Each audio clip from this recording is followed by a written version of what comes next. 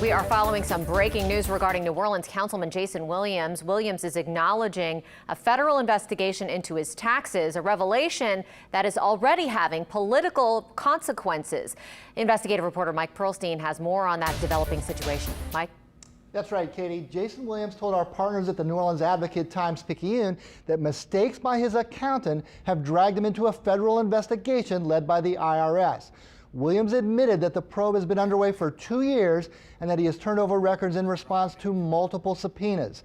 Williams sued his former accountant earlier this week, telling the newspaper that he had to pay state tax penalties amounting to thousands of dollars.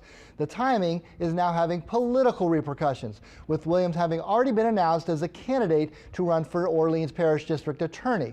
The current DA, Leon Cannizzaro, was quick to release a statement today, saying in part, quote, "Trying to blame an accountant, me, anyone else but himself for being under suspicion of some federal crime is nothing but a lame and desperate attempt to distract the media and public."